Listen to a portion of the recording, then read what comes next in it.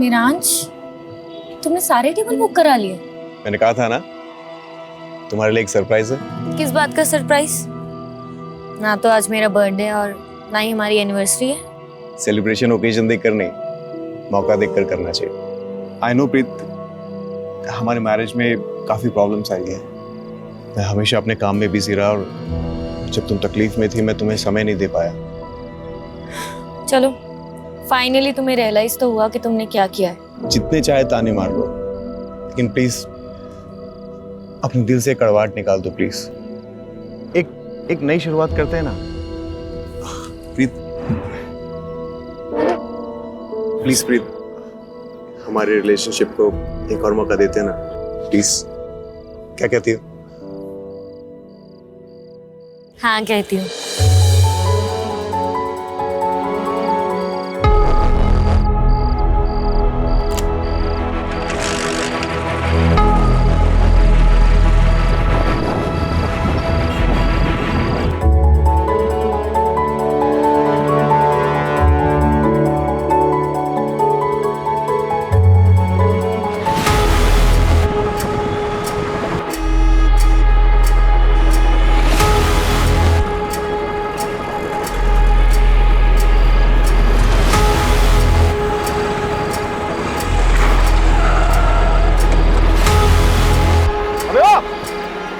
गाड़ी क्यों रोकी? हाँ?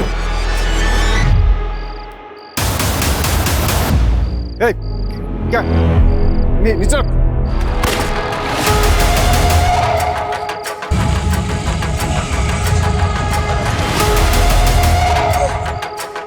मेरांश! मेरांश!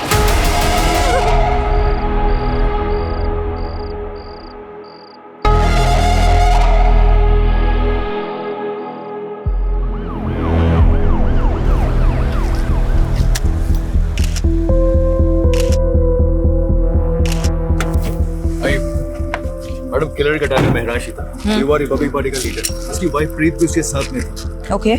पर किलर ने सिर्फ महराज को ही मारा। बॉडी को मैंने पास के अस्पताल में भेज दिया है। और उसकी वाइफ काफी सदमे में। उसका कहना है कि वो किलर को देख नहीं पाई। मैडम, 3 बुलेट शेल्स मिली है। महराज भाटी काफी पॉपुलर पॉलिटिशियन था। ये केस हमारी रात की नींद उड़ाने वाला है। प्रीत को थोड़ा टाइम देते हैं, फिर उनसे बात करते हैं और किलर की डिटेल्स लेते हैं।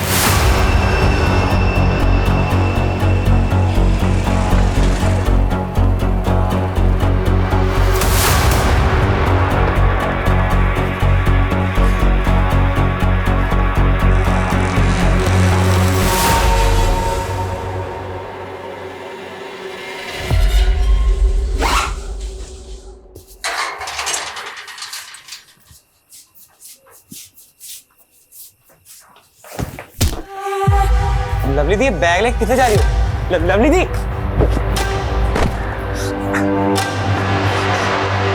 पापा जी, लवली दी भाग रही है, छेती आओ।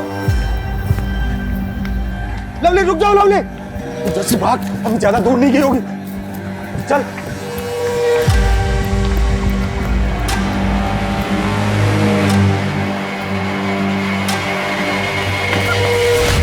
पूरे खानदान की नाक कटवाने चली है तू। जस्सी, ले चली से। पापा मैंने चाट दो। चुप बेशरम, दोबारा ऐसी हरकत की ना तो तेरी जान ले लूंगा, समझी तू? चल चल। ये लीजिए। प्रीत जी, अपने आप को संभालिए। गोली चलाने वाले की शक्ल तो देखी होगी ना आपने? उसने हेलमेट पहना हुआ था। बाइक का नंबर? कुछ नहीं देख पाई मैं, कुछ नहीं देख पाई।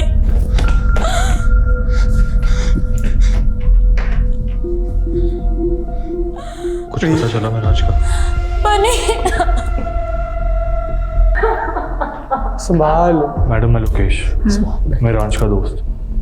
और ये बनी, प्रीत का भाई। महराज हमेशा से समाज तो रखता और अपने से ज्यादा दूसरों की फिक्र करता था। सही कह रहे हैं मैडम लोकेश जी तो बहुत सही आदमी थे। इस वक्त आप लोग बहुत ज़्यादा शौक में हैं, लेकिन देखिए इस केस को हमें as soon as possible solve करना है, किलर को पकड़ना है। इसलिए महराज जी से जुड़ी कोई भी बात, वो चाहे पॉलिटिकल हो या पर्सनल, इस केस के साथ जिसका कनेक्शन हो सकता है, हमें बताने में प्लीज देर मत कीजिएगा। प्रीत, प्रीत, देख मैं जानता कि ठीक टाइम नहीं है, पर मैं क्या करूं।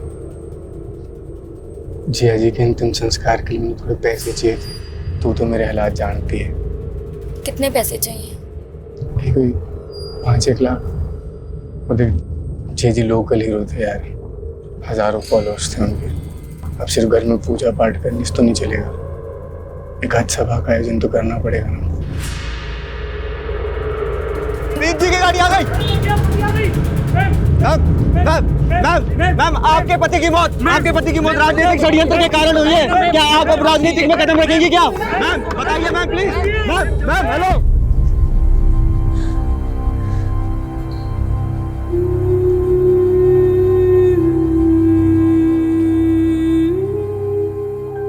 पानी पी, वो पी ले।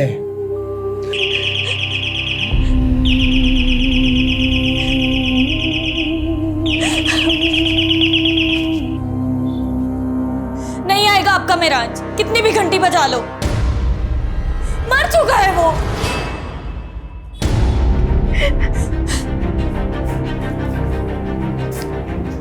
नहीं।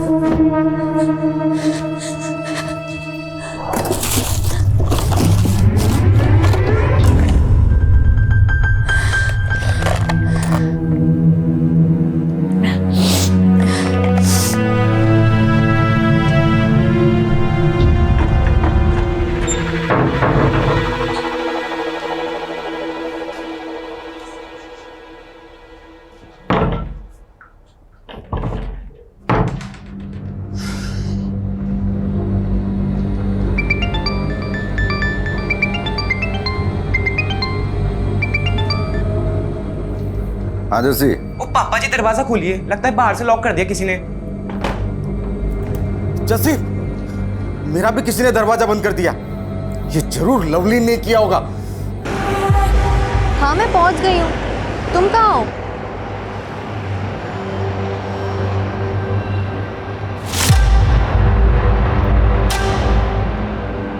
इतना टाइम क्यों लगाया? ओए सूरजमुखी, प्यार का पहला खत लिखने में वक्त तो लगता है ना।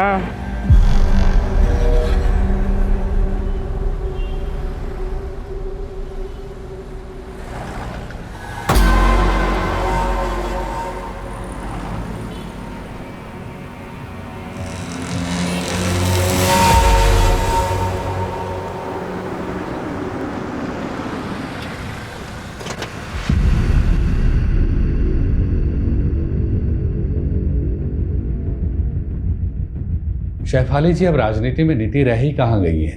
बस सबको राज करना है और सत्ता पाने के लिए कोई कुछ भी कर सकता है। त्रिपाठी जी, कोई कौन हो सकता है, कुछ बता सकते हैं आप? देखिए, हमारी पार्टी अगले चुनाव में राजेंद्र के खिलाफ महरांस को चुनाव में खड़ा करने वाली थी। आप तो जानते ही हैं, पूरे शहर में राजेंद्र से ज्यादा महरांस का बोलबाला था। यूथ पर पकड़ थी उसकी, सोशल मीडिया पर लाखों फॉलोवर थे। अब महरांस तो रहा नहीं, तो फायदा राजेंद्र को ही हुआ।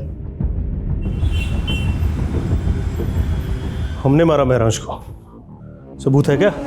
7 साल पहले इसी तरह नागेश्वर राव का मर्डर हुआ था। वो भी आपके खिलाफ इलेक्शन में खड़ा होने वाला था, तब भी आपका ही नाम उछला था।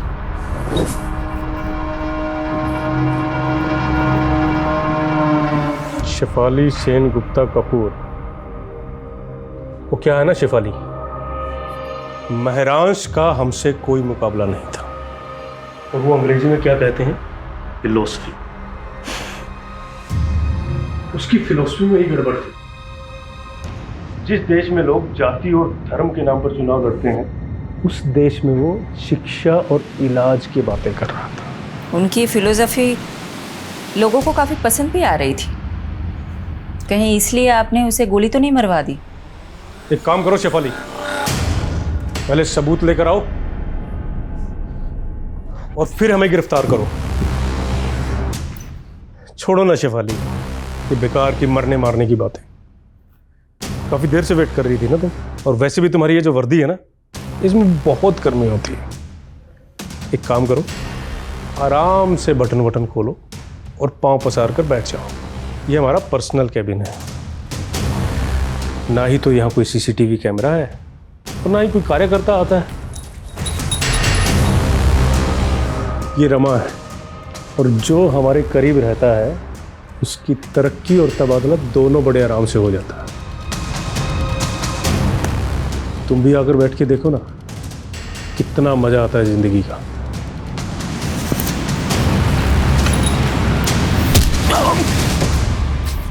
लंगोट में रहना सीख ले राजेंद्र, आज जमीन पर पड़ा हुआ है, कल हॉस्पिटल में रहेगा तू।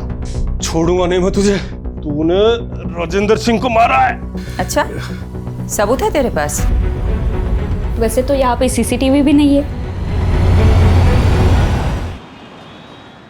मेरांश पढ़ाई में अव्वल था, यूपीएससी क्लियर की और आईपीएस की ट्रेनिंग छोड़ के राजनीति में लग गया। हमारे मोहल्ले में सब यही एग्जाम्पल देते थे कि बनना है तो मेरांश जैसा बनो, क्योंकि उसने जो भी फैसले लिए सब सही थे, सिवाय एक के।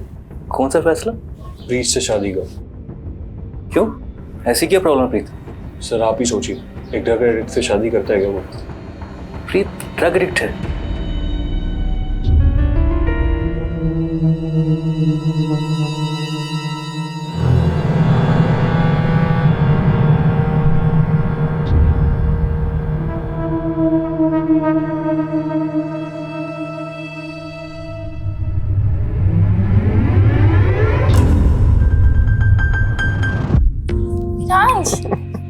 क्या कर रहे हो?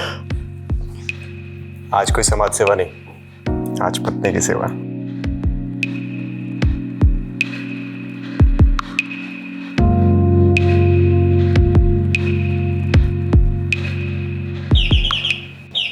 आया माँ।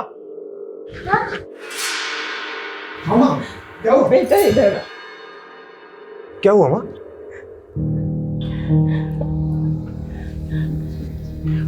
कोई बात नहीं माँ, आराम से। एक सेकंड, आप आराम से बैठिए, मैं चादर बदल देता हूँ।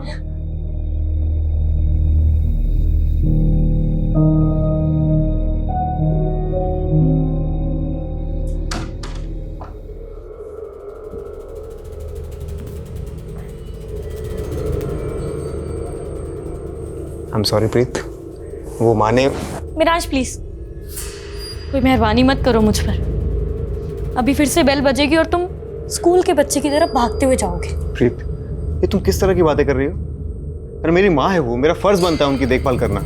और मैं तुम्हारी बीवी हूँ मेरांश, बीवी की तरफ तुम्हारा कोई फर्ज नहीं बनता? प्रीत, मैंने आज तक कभी तुमसे कुछ नहीं छुपाया। तुम पहले से जानती थी मेरी लाइफ के बारे में। बेहतर होगा तुम एक्सेप्ट करना चालू कर लो।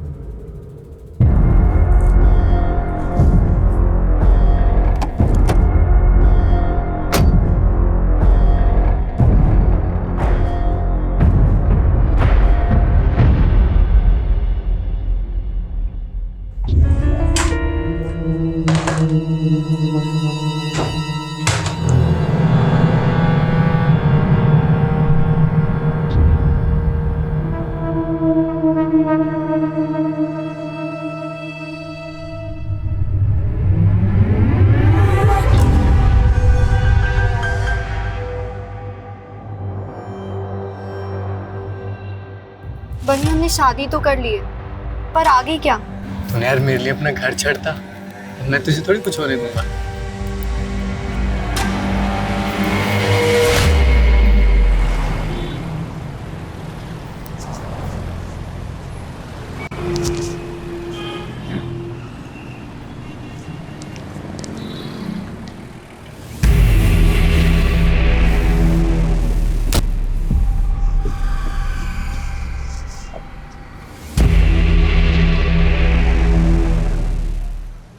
यही कार चोर है लक्खू।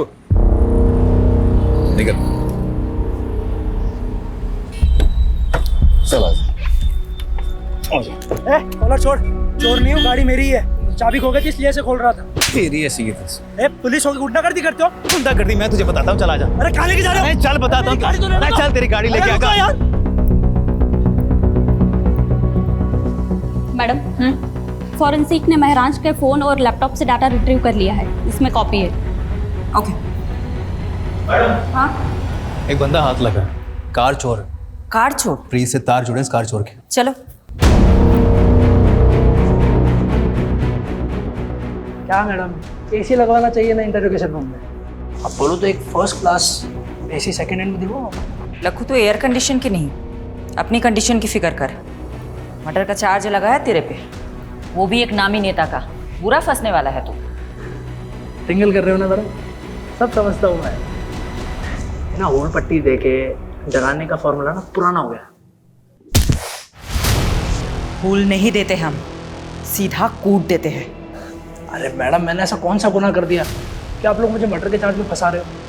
नाटक बंद कर, इसे देख और अच्छे से बता, जानता है इसे? यादव का कहना है तुम्हारा चक्कर महराज की बीवी प्रीत के साथ है। देखा यादव, मैंने कहा था ना, लखू जैसे फटीचर आदमी के साथ प्रीत का चक्कर हो ही नहीं सकता। ओ मैडम, फटीचर नहीं हूँ मैं, इन्हीं का 1 लाख 1.5 लाख कमाता हूँ और वो प्रीत क्या मुझे पालेगी? उल्टा मैं उसके खर्चे उठाता था। सच आ गया ना जुबान पर। अब बता, कार चोरी करते करते प्रीत को कैसे फंसाया? वो शादी से पहले मैं प्रीत को ड्रग सप्लाई करता था। नशे की लत थी प्रीत को, उसे माल मिलता था और मुझे मजे। लेकिन प्रीत के भाई बनने को जब हम दोनों के बारे में पता लगा तो उसने महराज के साथ उसकी शादी कर दी। धीरे धीरे उसके नशे की लत भी छूट गई, दिल तोड़ के चली गई वो मेरा। बस उसी दिन से मैंने भी ड्रग्स की लाइन छोड़ दी। ओए मजनू, प्रीत के कॉल रिकॉर्ड से पता चला कि तू शादी के बाद भी उससे बात करता था फोन पे। साहब, प्रीत ने खुद मुझे ढूंढा था सोशल मीडिया पे, फिर कॉल भी किया था मुझे। लक्कू प्लीज मेरी बात सुन, मैं सच में तुझसे बहुत प्यार करती हूँ। तू मुझे यहाँ से कहीं ले चल, कहीं दूर चलते हैं ना हम दोनों। एक बात और, मैं अकेले नहीं आऊंगी, मिरांज के दिए हुए पैसे और गहने लेकर आऊंगी। प्रीत थोड़ा वेट कर, मैं कुछ करता हूँ। अच्छा प्रीत, वो गहने कितने के होंगे वैसे? महराज को शक हो गया था तुम दोनों पर, तुम दोनों का मिलना मुश्किल हो गया था, इसलिए तुमने महराज के मर्डर का प्लान बनाया। कुछ भी कहोगे मैडम, एक औरत होते हुए मेरी सिस्टर पे इतना घटिया आरोप लगाते हो, आपको शर्म नहीं आती? उस कार चोर ने क्या और आपने मान लिया? झूठ बोल रहा है वो, मेरे से पूछ लो, कहानियां बना रहा है। सच है क्या है? सच है बनी, मेरा लक्कू के साथ अफेयर था। तेरा दिमाग फिर गया है? लक्कू ने यह कबूल किया है कि उसने ही महराज को मारा है, प्रीत के कहने पर। ये झूठ है और लक्कू से मुझे कोई प्यार नहीं था। मैं लक्कू का सिर्फ इस्तेमाल कर रही थी ताकि मैं मिरान से अलग हो सकूं। पर क्यों? क्या आप पति पत्नी में रिश्ते अच्छे नहीं थे? मिरांश और मेरा प्यार से ज्यादा दया हमदर्दी का रिश्ता था। उसके लिए तो मैं सिर्फ एक सोशल प्रोजेक्ट थी जिसने मेरे जैसी नशे की मारी औरत का भला किया था। बनी, मुझे थैंक यू कहने की कोई जरूरत नहीं है। अरे मुझे तो इस बात की खुशी है कि मैं प्रीत से शादी कर रहा हूँ और एक ऐसी लड़की को नई जिंदगी दे रहा हूँ जो नशे की गिरफ्त में है। मिरांश द ग्रेट के लिए हम सब बेचारे थे। उसकी अपनी माँ, मैं, मेरा भाई, हम सब पर एहसान थे मिरांश के। बनी, तुम पर क्या एहसान था महराज का? मैडम जी सॉरी, इसका दिमाग फिर गया है। मैं ही बेरोजगार था, जिया जी ने तो मुझे मोबाइल स्टोर खुलवा के दिया था। मिरांश के दिल में सबके लिए प्यार से ज्यादा दया थी। वो ये भूल गया था कि रहम की जिंदगी एक वक्त के बाद घुटन बन जाती है और उसी घुटन से बचने के लिए मैंने लक्कू की मदद ली थी। पर मैंने मिरांश को नहीं मरवाया। और जहां तक मैं लक्कू को जानती हूँ, वो भी ये सब नहीं कर सकता। प्याज की तरह पर्दे खुल रही है इस प्रीत। मुझे ऐसा लगता है कि ये प्रीत और बनी हमसे बहुत कुछ छुपा रहे हैं। मैडम, ये प्रीत और बनी दोनों भाई बहन पंजाब में लुधियाना के रहने वाले। चलो लग जाते हैं प्याज के पर्दे खोलने में, देखते हैं किसके आंसू निकलते हैं, प्रीत के या बनी के।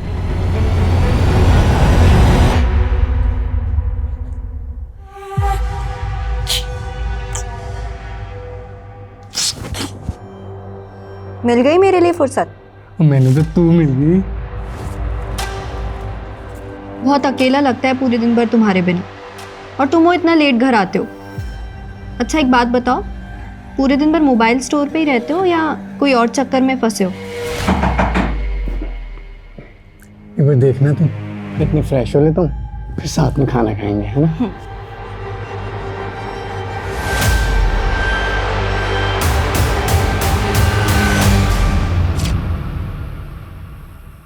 अभी भी महराज भाटी के केस में उलझे हो? कोई सस्पेक्ट नहीं मिला? सस्पेक्ट्स है, सबके पास मोटिव भी है, लेकिन इतना रायता फैल चुका है ना, I am losing my objectivity. कोई दिशा नहीं मिल रही केस में।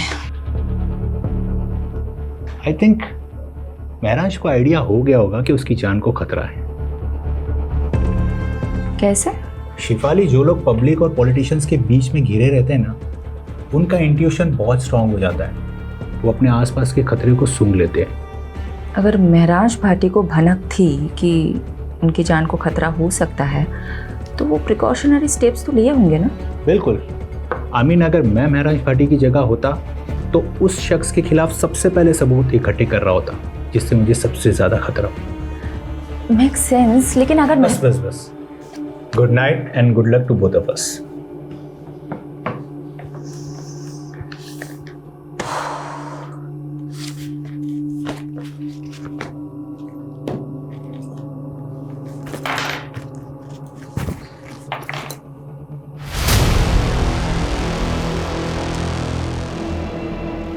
मैडम, फॉरेंसिक ने महराज के फ़ोन और लैपटॉप से डाटा रिट्रीव कर लिया है, इसमें कॉपी है।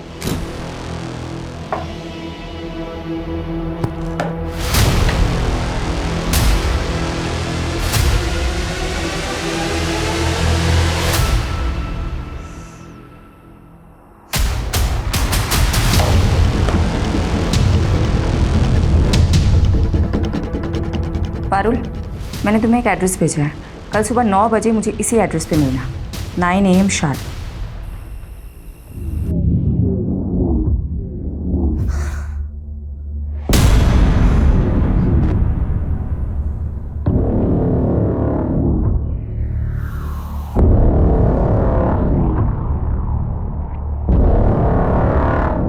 महर, आई रियली लव यू।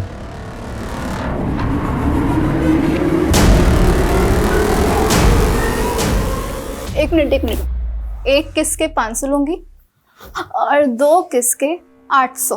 क्या बात है यार, तेरा तो पूरा मेन्यू कार्ड रेडी है। और अगर तू 1000 देगा तो फिर मैं अपना टॉप भी निकाल दूंगी, और अगर 3000 तो फिर ये सारे कपड़े। हाँ,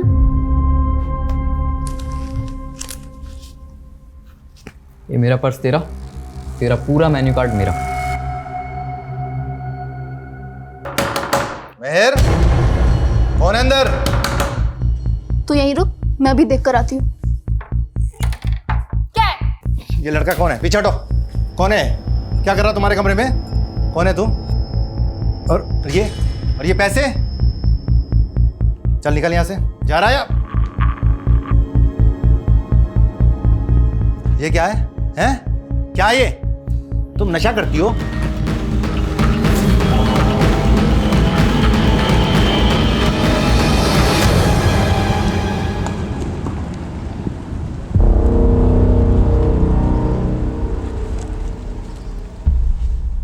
चार साल पहले आपकी बिल्डिंग के कंस्ट्रक्शन के दौरान एक इमारत गिर गई थी, 7 मजदूर मारे गए थे। तब महराज भाटी ने आपके खिलाफ PIL फाइल की थी और हाई कोर्ट ने फैसला सुनाया था आपके खिलाफ। मजदूरों के परिवारों को कॉम्पेंसेशन के तौर पे पैसे और प्लॉट देना पड़ा था। काका, अब यही होगा आपका ठिकाना और यही बनेगा आपका अपना घर। मैडम, वो है ना, कोर्ट के काम मेरे वकील देखते हैं, मैं नहीं देखता हूँ। तो महराज को धमकी भी आपके वकील ने ही दी थी क्या? महराज भाटी, अपने काम से काम रखने का क्या लेगा तू भी क्या याद रखेगा? मैं ही बोलता हूँ, माताजी के नाम पर गुड़गांव में एक आलीशान पेंट हाउस और 50 लाख कैश, और अगर इससे भी तेरा पेट नहीं भरा तो तेरे पेट में कूलियां भरवा दूंगा। मुझसे तोलमोल करना आपके बस की बात नहीं मिस्टर दीपक झुंझुनवाला। बेहतर होगा कि आप उन गरीबों को मुआवजा दे दीजिए। ये आवाज आपकी है ना मिस्टर झुंझुनवाला? अब ये मत बोलिएगा कि किसी ने आपकी आवाज की नकल की है।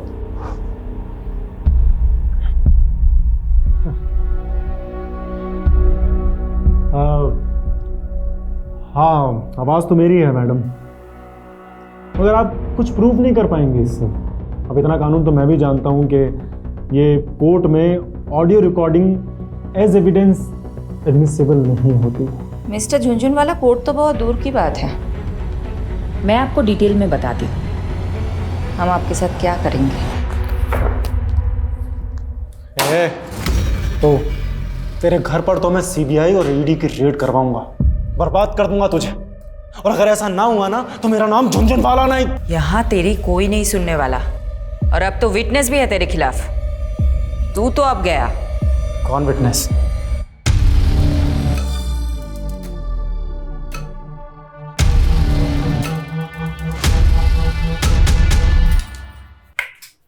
तुम अंधेरे में क्यों बैठे हो? महर ने फिर बदतमीजी की क्या? तुम इग्नोर करो, अभी बच्ची है वो। रंजीता 16 साल की हो गई है महर, और अभी तक मुझे अपना बाप मानने के लिए तैयार नहीं है। मुझे लगता है वो हमारा लिव इन में रहना एक्सेप्ट नहीं करेगी, इसलिए हमें शादी कर लेनी चाहिए। प्लीज समर, महर को अपने मतलब के यूज करना बंद करो। हम दोनों साथ में हैं क्योंकि हम दोनों को एक दूसरे की जरूरत है। अच्छा, एक काम आया है, वो करना है, काफी बड़ा घर है, कल डिटेल में बात करते हैं।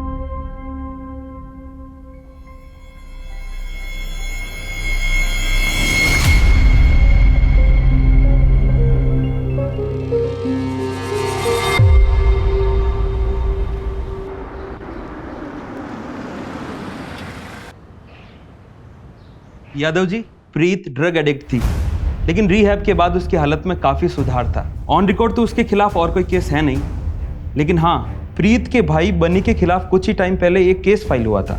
बनी के खिलाफ क्या मामला था? किडनैपिंग का। ये रही उस केस की फाइल। आंटी प्लीज कुछ खा लीजिए, महरांज कहीं भी होगा आपको इस हाल में देख के बहुत दुखी होगा। लोकेश, अब तुम्हें माँ जी की फिक्र करने की कोई ज़रूरत नहीं है। मैंने इनके लिए फुल टाइम नर्स अपॉइंट कर दी है। तुम नहीं भी आओगे तो चलेगा। प्रीत, माँ जी को नर्स की नहीं अपनों की जरूरत है। तो इनकी अपनी मैं हूं ना, बहू हूं इनकी। इनका ख्याल कैसे रखना है वो तो मुझ पर छोड़ दो। अब तो बनी भी यही है, वो भी माँ जी का ध्यान रखेगा। तुम जा सकते हो।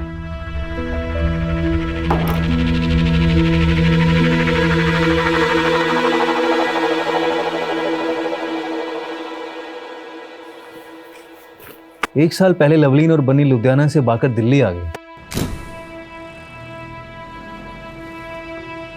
क्योंकि दिल्ली तो ऑब्वियस चॉइस होगी ना बनी के लिए। सोचा होगा कि दिल्ली में सेफ रहेंगे, और महरांज का तो काफी नाम भी था। राइट।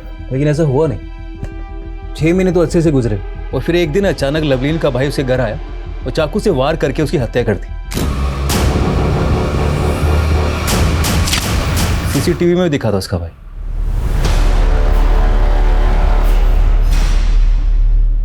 मैंने मारा है अपनी बहन लवलीन को। बहुत बड़ा पाप हो गया मुझसे, और इस पाप की सजा मैं खुद को दे रहा हूं, अपनी जान ले रहा हूं।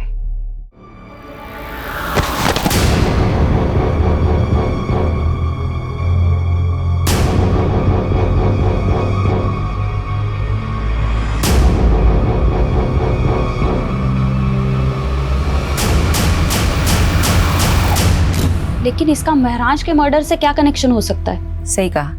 यादव, तुम्हें कोई लिंक मिला? अभी तक तो नहीं मिला।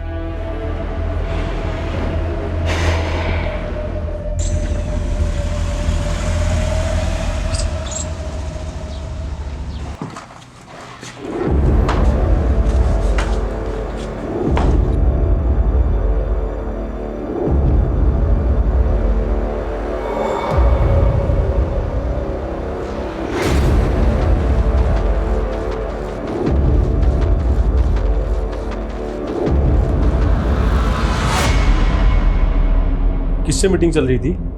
कैबिन से बाहर जाता तो कोई दिखा नहीं हमें। पीछे के दरवाजे से भेज दिया। जरूर कोई महिला रही होगी। कौन थी? राजेंद्र जी, आपकी इन्हीं हरकतों की वजह से आपकी पार्टी ने आपको टिकट नहीं दिया। टिकट से क्या होता है? महरांज को भी टिकट देने वाले थे ना आप लोग। क्या हुआ? ऊपर का टिकट पहले कट गया उसको। देखिए, आज जो प्रस्ताव लेकर आए हैं उसमें आपका ही फायदा है। महरांज के अलावा आपकी पार्टी के पास कोई ऐसा उम्मीदवार नहीं है जो आपको चुनाव जितवा सके। ये काम हम कर सकते हैं। अगर आपकी पार्टी हमें टिकट देती है तो जीत पक्का। थोड़ा वक्त दीजिए, सोच कर बताते हैं। सोच लो, जितना दिमाग नोचना है नोच लो। हमने भी काफी कुछ सोच रखा है। सूरज जी गाड़ी यहीं रोक दीजिए, मैं यहीं से वॉक करके चली जाऊंगी। सोलंकी जी आप भी घर चले जाइए, लेट हो गया। ठीक है मैम।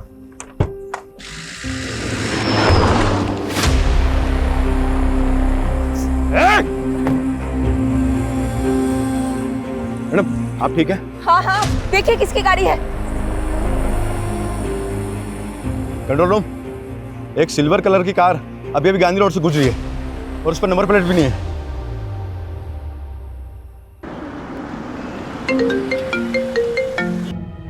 तुम और वीडियो कॉल, क्या हो गया? तुम ठीक हो? कहाँ चोट आई है, दिखाओ मुझे। अच्छा, तो तुम्हें पता चल गया? मेरे भी सोर्सेज हैं, लेकिन बात मत बदलो तुम। उस गाड़ी का कुछ पता चला? पता नहीं चला, लेकिन चल जाएगा। राजेंद्र का क्रिमिनल रिकॉर्ड है, पॉलिटिक्स में आने से पहले हफ्ता वसूली करता था। पूरे चांसेस है कि ये हमला उसी ने करवाया होगा। शक राजेंद्र पे भी है और दीपक झुंझुनवाला पे भी। दीपक झुंझुनवाला ने तो मुझे खुलेआम धमकी दी है। मेरे कुलीग ने बताया कि झुंझुनवाले की लीगल टीम ने एक एंटीसिपेटरी बेल ले रखी है। सुनो ना, पारुल का फोन आ रहा है, मैं तुम्हें बाद में कॉल करती हूँ। Okay, bye bye. हाँ पारुल बोलो। Madam ji, Winsure private limited में महराज का एक्सीडेंटल इंश्योरेंस पॉलिसी था। मैंने मैनेजर को बोल दिया है कि फाइल निकलवाए और यादव सर को भी अपडेट कर दिया है, वो वहाँ पहुँच रहे। यस मैम, महराज भाटी का एक एक्सीडेंटल इंश्योरेंस था हमारी कंपनी में और करीब 6 महीने पहले उन्होंने एक एक्सीडेंटल क्लेम किया भी था, लेकिन हमने उसे रिजेक्ट कर दिया। किस बेसिस पर रिजेक्ट किया था? मैम वो एक्सीडेंट था ही नहीं, महराज भाटी पर हमला हुआ था, वो भी जानलेवा। पता चला आप जख्मी हुए तो मिलने चले आए और क्लेम आया है एक्सीडेंटल इंश्योरेंस का। क्लेम? पर मैंने तो कोई क्लेम नहीं किया। वो प्रीत जी ने किया है। वो एक्चुअली मैंने सोचा हॉस्पिटल के एक्सपेंसेस कवर हो जाएंगे ना, बस इसीलिए। सॉरी, लेकिन हमने वो रिजेक्ट कर दिया। ये कंपनी की पॉलिसी के खिलाफ है ना। मैनेजर साहब, आप प्लीज इस हमले के बारे में किसी से मत बताइएगा। मैं नहीं चाहता कि ये बात मीडिया तक पहुंचे और बात का बतंगड़ बने। यानी इसका मतलब महराज पे पहले भी हमला हुआ था। अजीब बात तो ये है, प्रीत लोकेश या बनी ने हमें ये बात नहीं बताई। हो सकता है इन तीनों में से भी कोई शामिल हो। अब हम अपने तरीके से पता लगाते हैं। इंश्योरेंस क्लेम फाइल से उस डेट का पता करो और महराज का फोन उस डेट के आसपास किन किन लोकेशन में एक्टिव था उसका पता लगाओ।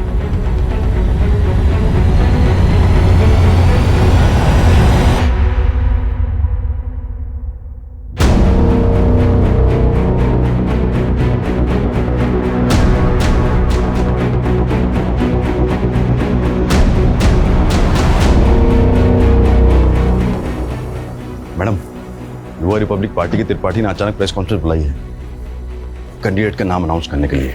बहुत सोच विचारने के बाद सर्वसम्मति से हमारी पार्टी ने यह फैसला किया है कि महरांश भाटी की जगह इलेक्शन का टिकट उनकी पत्नी प्रीत भाटी को दिया जाएगा।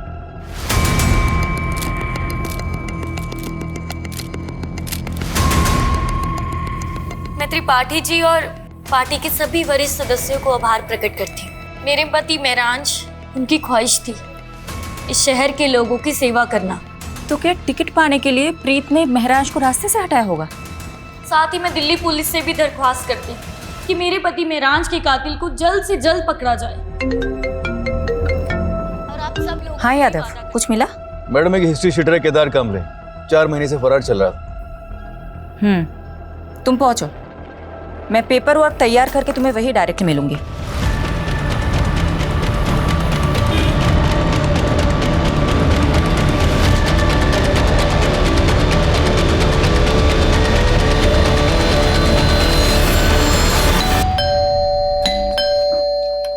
अरे ऐसे कैसे सर्च वारंट है हमारे पास, बेहतर होगा आप चुप रहें। सोलंकी पूरा घर छान मारो। पारुल मैडम पर चेक करो। पारुल, अरे सर ऊपर कहाँ जा रहे हो आप? अबे चुप कर। अरे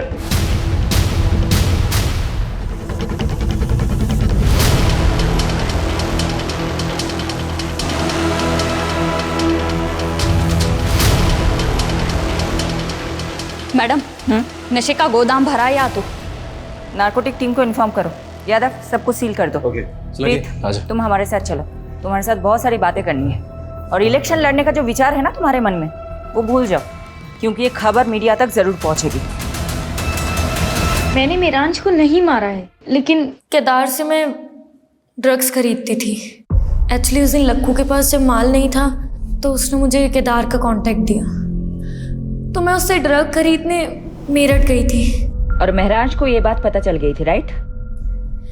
मेरांज को एक्चुअली शक होने लगा था कि शायद मैं फिर से ड्रग्स लेने लग गई हूँ, इसलिए वो मेरा पीछा करता था।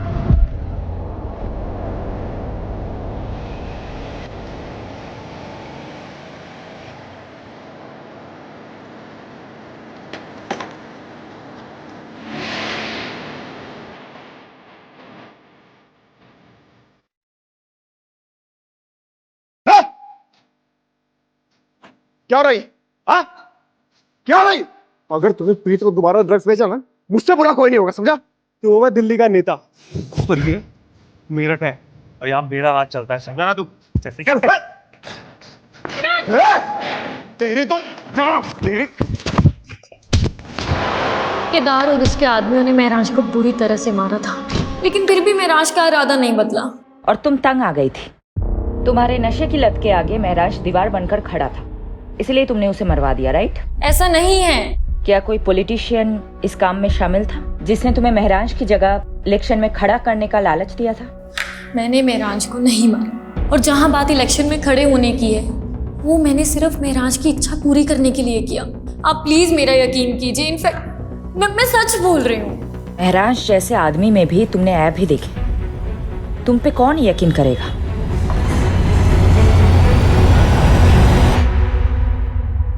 प्रीत, लक्खू, राजेंद्र, दीपक झुंझुनवाला, ड्रग पेडलर केदार और बनी, ये सब सस्पेक्ट्स के तौर पे हमारे सामने आए, लेकिन किसी के खिलाफ हमारे पास कोई कॉन्क्रीट सबूत ही नहीं है। मैडम, इन सब से हमने अपने तरीके से पूछताछ की, लेकिन अभी तक कुछ भी हाथ नहीं लगा। महराज के पिछले 2 साल के कॉल रिकॉर्ड्स भी चेक किए, लेकिन उससे भी कोई लीड नहीं मिला। सिचुएशन हमारे लिए बहुत फ्रस्ट्रेटिंग है। मैं पर्सनली बहुत गिल्ट फील करती हूँ कि मैं एक विक्टिम को इंसाफ नहीं दिला पा रही। एक माँ से उनका बेटा छीन गया, लेकिन हम कुछ कर ही नहीं पा रहे।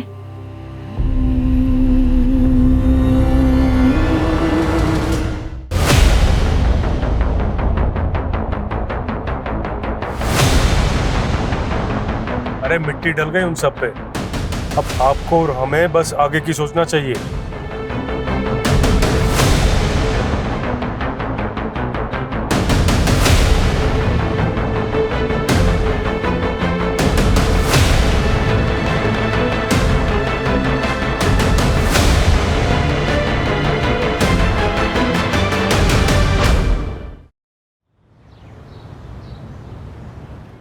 ये तो हमारी बेटी की बदकिस्मती है जो इतनी छोटी सी उम्र में विधवा हो। वैसे भी अकेले जिंदगी काटना बहुत ही मुश्किल काम है। वैसे भी हमारी बेटी अभी तो यंग है, इसीलिए हमने इसकी दूसरी शादी का विचार किया, और हम बहुत खुशकिस्मत हैं जो हमें इतना अच्छा लड़का मिला। मेरे भाई की भी पहली पत्नी शादी के 2 साल बाद ही गुजर गई, लेकिन मैं चाहती थी कि मेरे भाई का दोबारा घर बसे, इसलिए आज मैं बहुत खुश हूँ, और मेरी बेटी मेहर भी, कि मेरे भाई को इतनी अच्छी लड़की मिली। क्यों समर, सही कहा ना? इस बात पर एक ग्रुप सेल्फी तो बनती है। आ जाओ सब।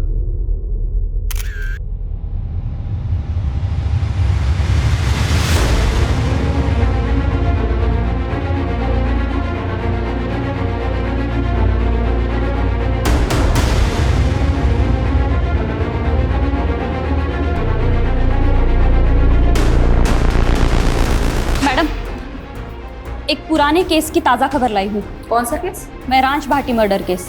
1 साल के बाद क्या पता चला उस केस के बारे में? अभी अभी नोएडा में एक खबर मिली है जिसमें एक फैमिली है जो झूठी शादी के नाम पे लोगों को ठग रही थी। ये उनकी फोटोज है। नोएडा पुलिस ने इनके लिए लुकआउट नोटिस जारी किया है। कौन है ये तीनों, और महराज के साथ इनका क्या कनेक्शन है? मैडम, इस फोटो में जो दूल्हा है ना, इसकी शक्ल को ध्यान से देखिए, हमने इसे पहले भी देखा है। याद नहीं आ रहा है। कौन है ये? कहाँ देखा था इसे? लवलीन, जिसका मर्डर उसके कजिन ने किया था। याद है मैडम? सीसीटीवी फुटेज में हमने उसका चेहरा भी देखा था। ये दूल्हा वही है, लवलीन का कजिन दलबीर। दलबीर कहीं वही तो नहीं इसने बाद में सुसाइड कर लिया था? जी हाँ सर, कुछ तो बहुत बड़ा झोल है इस केस में। यादव, पारुल, ढूंढ निकालो इन तीनों को। जी मैडम।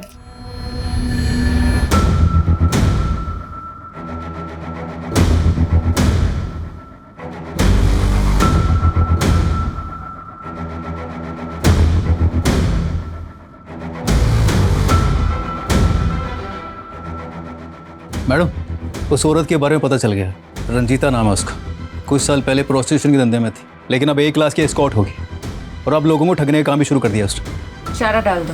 ओके। 5,000 दूंगा, लेकिन जगह एकदम सेफ होनी चाहिए।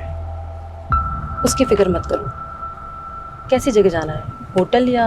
अरे नहीं नहीं, होटल नहीं, ऐसी जगह जहाँ पुलिस का लफड़ा ना हो। समझ गई। चलो, मैं जानती हूँ ऐसी एक सेफ जगह है।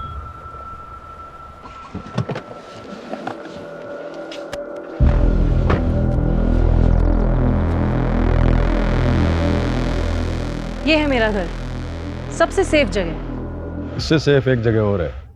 कौन सी? जेल।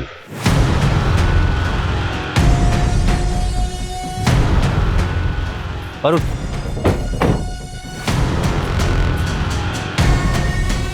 सोलंकी, पूरा घर छान मारो, कहीं ना कहीं तो मिलेगा। ओह, तो यहाँ छुप के बैठा है तू? चल।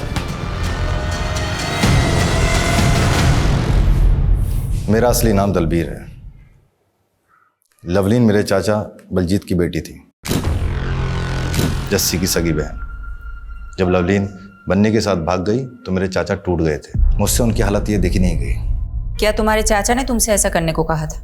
कहा नहीं था, लेकिन मैं उनके जज्बात समझता था, इसीलिए मैंने लवलीन को मार दिया और एक सुसाइड का नाटक किया, ताकि आप लोगों से बच सकूं और एक नई जिंदगी शुरू कर सकूं। तुमने अपनी जगह जिस आदमी की लाश रखी थी वो कौन था? पता नहीं, कोई शराबी था, कदकाठी से मुझसे मिलता था। उसको अपने कपड़े पहनाए और ट्रक के आगे धक्का दे दिया।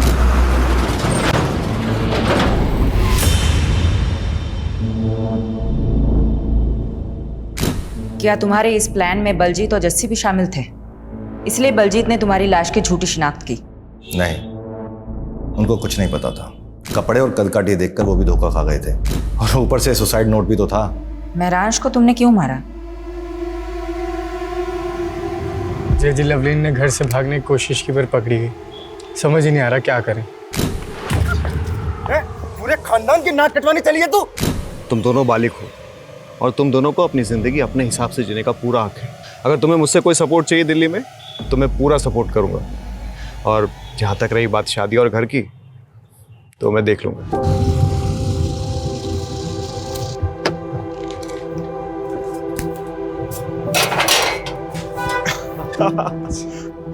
जीते रहो, जीते रहो, मुबारक हो। अब आज से यह है तुम दोनों का नया घर। आओ, और किराए की बिल्कुल फिक्र मत करना। 3 महीने का एडवांस मैं पहले ही दे चुका हूँ। शुक्रिया महराज भैया, अगर आप नहीं होते तो हम दोनों कभी एक नहीं हो पाते। और तुम दोनों की शादी की अर्जी मैंने कोर्ट में ऑलरेडी डाल दी है, और जल्दी तुम दोनों हस्बैंड वाइफ बन जाओगे।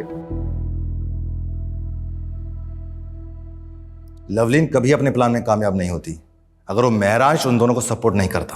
मेरे चाचा को जो दुख पहुंचा, मेरे खानदान पर जो कालिक लगी, उसका जिम्मेदार महराज था। गुस्सा भी आता है और तरस भी आता है तुम्हारी ऐसी पिछड़ी सोच पर। क्या गलत किया था तुम्हारी बहन ने? वो बालिग थी, उसे हक था अपनी मर्जी के लड़के के साथ शादी करने का। तुम होते कौन हो किसी की जिंदगी के फैसला करने वाले? और जिस चाचा के नाम पर तुमने ये जुर्म किया है ना, वो भी आज तुम पर शर्मिंदा होंगे।